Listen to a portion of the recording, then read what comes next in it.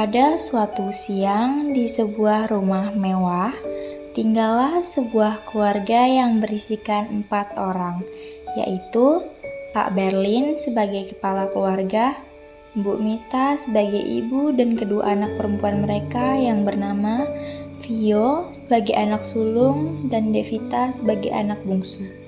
Di ruang tamu besar ada sofa empuk.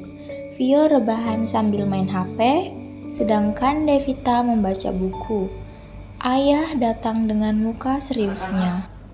Ayah ada hal penting yang harus disampaikan.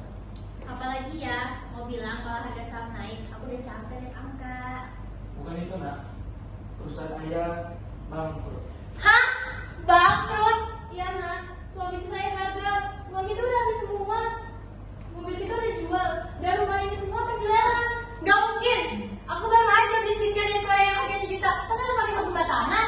Udah sih kak, hidup gak selalu uang kan? Kan masih punya sama lain. Devita, kamu tuh gak ngerti. Aku ini anak kota, hidup tanpa skincare, tanpa AC. Itu susah banget. Mulai besok kita pindah ke desa ya. Ayah bertani dan ibu akan menjualan hasil panen. Hah? Desa? Ya, di desa itu janjiannya kayak hantu. Ada, tapi nggak kelihatan. Vio, ini udah keputusan keluarga. Beresin baru-baru hari ini juga ibu gak mau tahu. Terserah. Sebulan sudah berlalu setelah mereka pindah dari rumah mewahnya ke rumah kecil sederhana di desa. Ayah bersiap bawa cangkul untuk ke sawah, dan ibu menata sayur hasil ladang di keranjang. Devita sedang menyapu lantai. Vio duduk sambil kipas-kipasan menggunakan buku. Devita, Vio, kalian bantu ayah di sawah ya. Kita akan menanam sayuran hari ini. Ya, aku juga mau bantu ibu bawa sayur ke pasar nanti. Karena aku udah biasa bangun pagi sekarang. Iya, pagi-pagi kayak gini, bagusnya jualan sayur ke pasar dengan aku. Vio, kamu bantu ibu ya. Aku? Ayo dong cepat pergi dari sini. Jauh dari AC, panas, aku gak kuat. Kalau begitu, apa yang kamu sudah kerjakan hari ini, Vio? Tapi kan ya, aku udah siap-siap, udah dandan. Mana mau aku pasang panas kena debu. Kalau malas kerja, nanti layu kayak orang yang disiram. Iya, Vio. Kerja keras itu bikin kita kuat. Kalau kamu rajin, hasilnya juga enak. Sama kayak sayur ini. Kalau kita rajin merawatnya, hasilnya akan bagus dan berkualitas. Yaudah, besok kalian bantu ayah tanam sayur ya. Biar kalian tahu susahnya mendapatkan sayuran yang sehat. Aduh, yaudah, biarin aja anak-anak di rumah. Biar kita aja yang pergi. Ayo.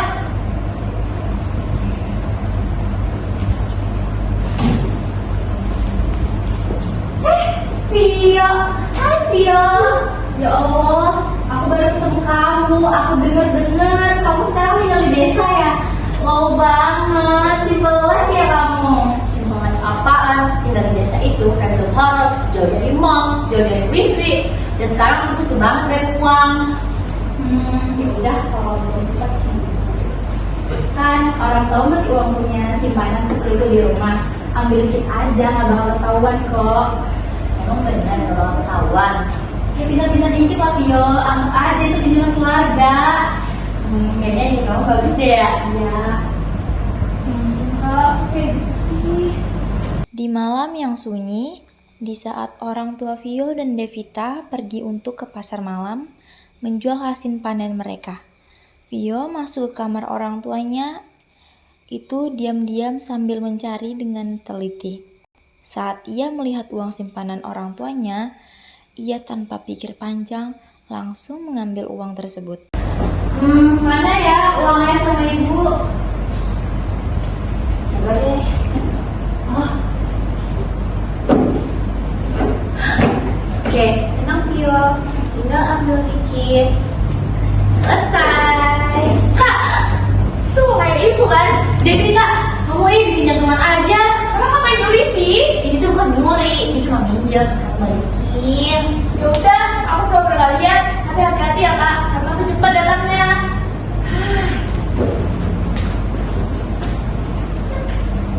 Seminggu sudah berlalu setelah Vio mengambil duit orang tuanya itu. Vio tetap bermalas-malasan, sedangkan Devita merasa dirinya perlu membantu orang tuanya. Jadi, Devita memutuskan untuk bekerja di sebuah warung bakso. Pada siang hari, di warung bakso yang menjadi tempat Devita bekerja, Tanpa sengaja, didatangi oleh Vio dan Alia. Mereka duduk menikmati bakso mereka.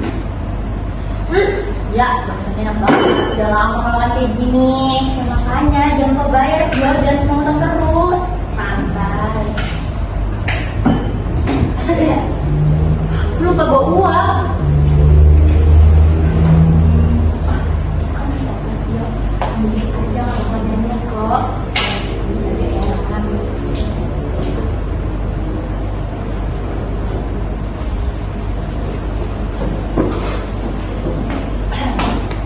Kakak, ini mangkoknya aku bawa dulu ya. Jadi nggak kerepotan. Oke. Oh. Hehehe, siapa yang ngambil datang dari sini? Bukan, Loh, kamu yang minta. loh Bu, aku nggak bilang gitu kok. Aku cuma bantu bawa mangkok. Halah, bohong kamu. Di sini buktinya nggak ada. Dan kamu yang paling dekat dengan koper ini. Tapi aku nggak ada waktu sama sekali Bu. Aku nggak mungkin mencuri. Mana buktinya? Jangan pura-pura bohong sama saya. Gak bisa buktikan kan? Pergi kamu dari rumah saya, kalau saya pecat. Beberapa hari setelah kejadian di warung bakso, Vio merasa uang yang ia miliki tidak cukup untuk dirinya saat ini. Jadi, ia mendatangi rumah Alia untuk mencari saran. Ya, kemarin udah habis. Masih dikit banget. Udah banyak nih. Lanjut dulu, ada cepet-cepet cair gampang. Dananya cepet kok cairnya. Tapi kan bunganya pasti gede. Enggak kok, cuma 10% per hari. Hah? Per hari 10%? Iya, Pio. Dia juga kamu butuh uang kok, aman aja. Kan kamu bisa sanggup bayar juga. Oke deh.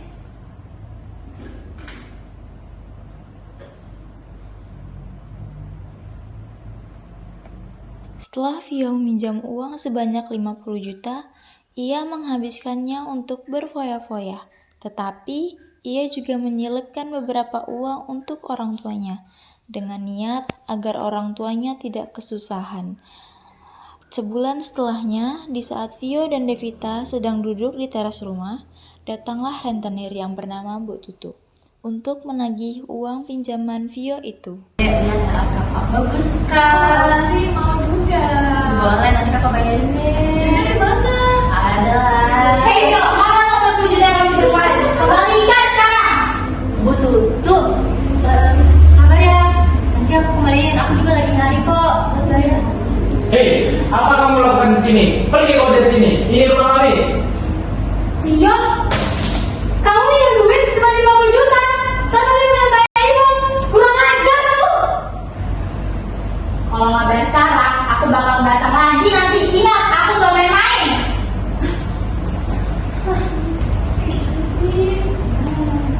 Beberapa jam setelah kejadian tersebut, di dalam rumah, ayah duduk dengan ekspresi kecewa serta marah. Ibu berjalan bolak-balik dengan ekspresi tidak tenang dan marah.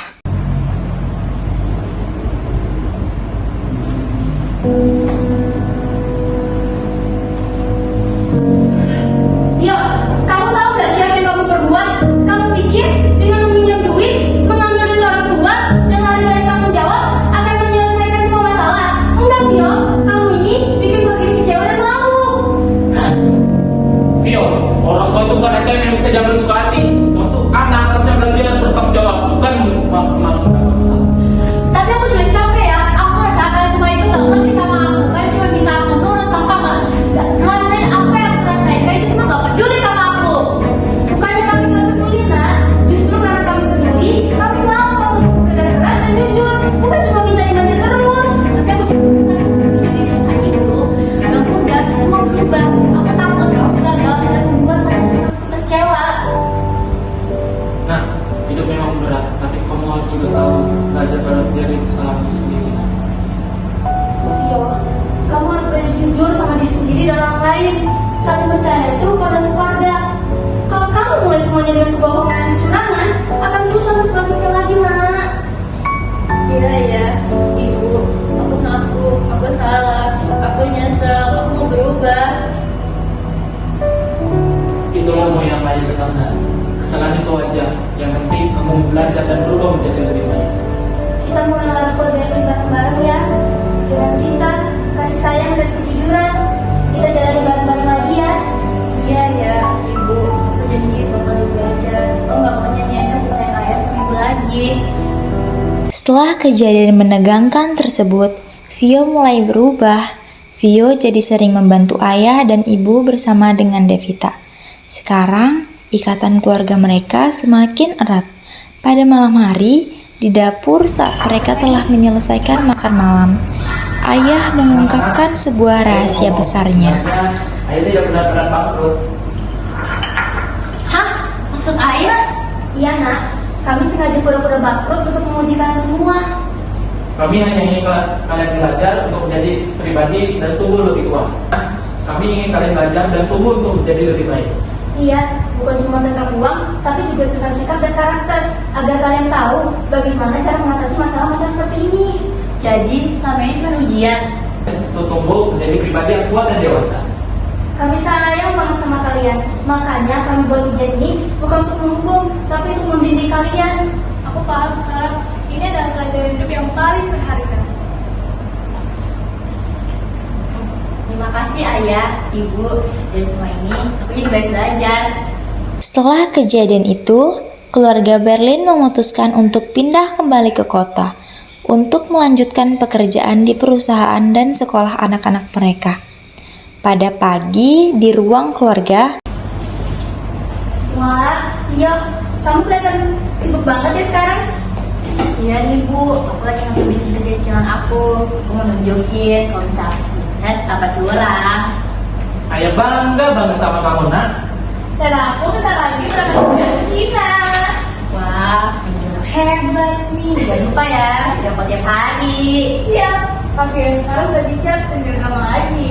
Ya ya, pasti suka nyenggol. Apa deh, aksen kamu. Lihat kan, tujuan hidup bukan untuk menghukum, tapi untuk menyadarkan kalian.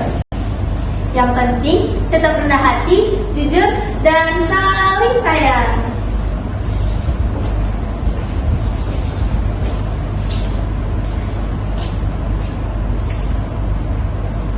Paus.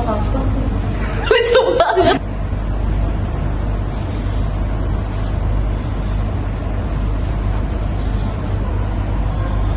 Kadang hidup memang harus diujikan agar kita belajar mana baik dan mana yang benar. Seperti keluarga Pak Berlin, mereka jatuh dan bangkit berkali-kali dengan hati yang baru.